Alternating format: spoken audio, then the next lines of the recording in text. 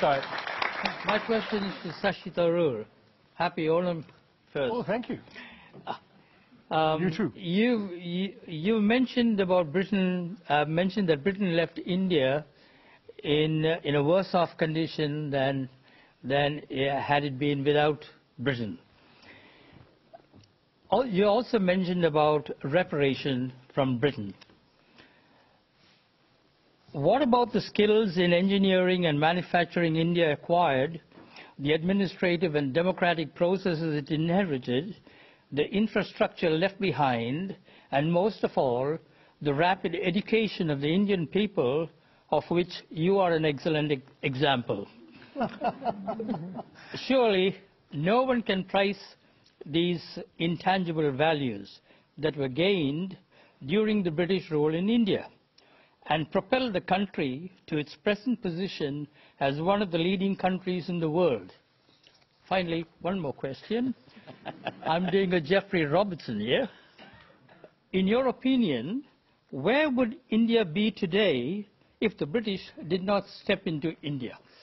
Oh, there's a lot there. It'll take the rest of the program to answer. I'll try and touch on it. But this is almost like the American saying to the widow of the American president, apart from that, Mrs. Lincoln, how did you enjoy the play?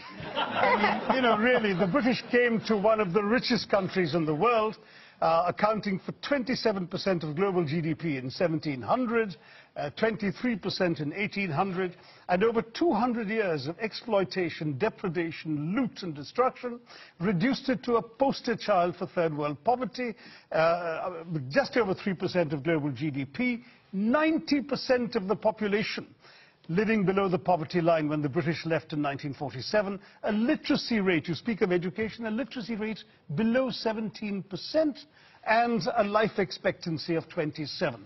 The growth rate of British India from 1900 to 1947 was 0.001%. That's what they were doing while draining the country of taxes and resources. Education, my gosh, the British, the last thing they wanted to do was invest in educating Indians.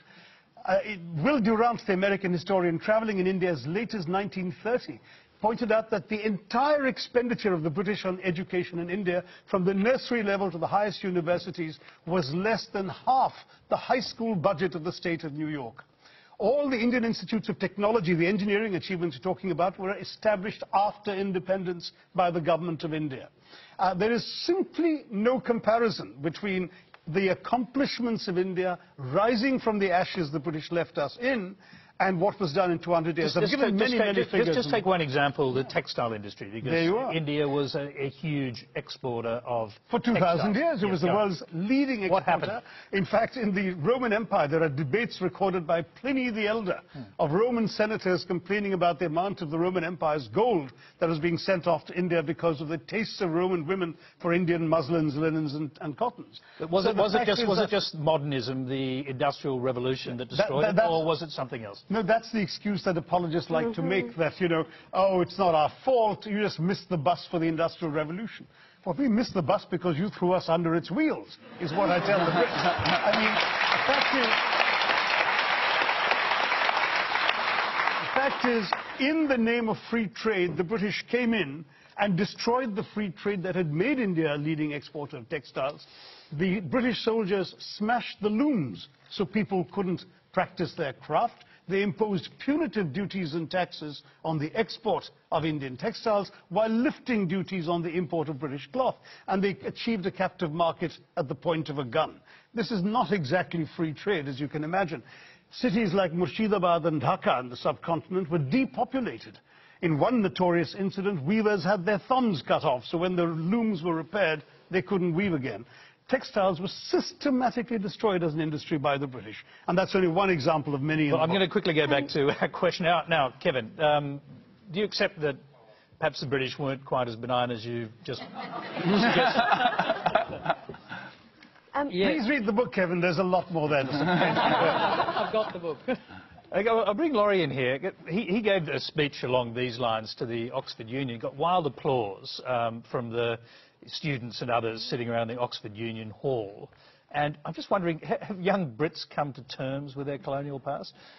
No, we haven't at all. Young Brits of every class have no idea about our colonial past, and that is being deliberately done. We are deliberately denied or kept away from education about the graphic facts of what the British did around the world, including in this country, to the people of this country. The crimes of the British and the crimes that we committed and that were done in our names over 400 years of pillage and conquest is something that we don't like to think about, and yet it is everywhere in modern British history. When people talk about Brexit, it's stunning to me that if you ask British people who voted for Brexit what their major fear is, their fear is that people will come to our country and take our things. Mm. And that's exactly. Why? I just can't. It doesn't compute. But we don't know this history. I took history in British schools up to the age of 18, and I got a pretty good grade. And most. You never learned a line of colonial history, did you? Well, almost everything that you have just said, I learned from your book. I'm going to throw quickly back to Shashi because one of the great heroes of the Second World War, in fact of the 20th century, Winston Churchill, you've basically accused him in your book of complicity in a famine that killed 4 million Bengalis. Rightly so. 4.3. I mean, Churchill personally took the decisions that actually not only plunged Bengal into starvation, but had the British actually purchase grain that the Bengalis could barely afford to buy in order to ship it to Europe, not to aid the war effort, as his defenders claim, but to boost the buffer stocks in the event of a future possible invasion of Greece and Yugoslavia. People started dying, and Churchill said, well, it's all their fault anyway for breeding like rabbits. He said, I hate the Indians, they're a beastly people with a beastly religion. Australian ships were docking in Calcutta port and were ordered by Churchill and his odious paymaster, General Lord Chauvel, not to disembark their wheat, but to sail on to Europe, where their wheat might be used in some future reserve stock. On top of that, when conscience-stricken British officials... Yes, I was going to say, did Churchill know people would die? Yes, conscience-stricken British officials are constantly sending memoranda to the Prime Minister personally, because it was his decision, saying that people were dying literally on the streets, and all Churchill could bring himself to do was write peevishly on the side of the file, why hasn't Gandhi died yet? Wow. And this is the man the British want us to hail as an apostle of freedom and democracy, when he has as much blood on his hands as some of the worst genocidal dictators of the 20th century. Well, thank you.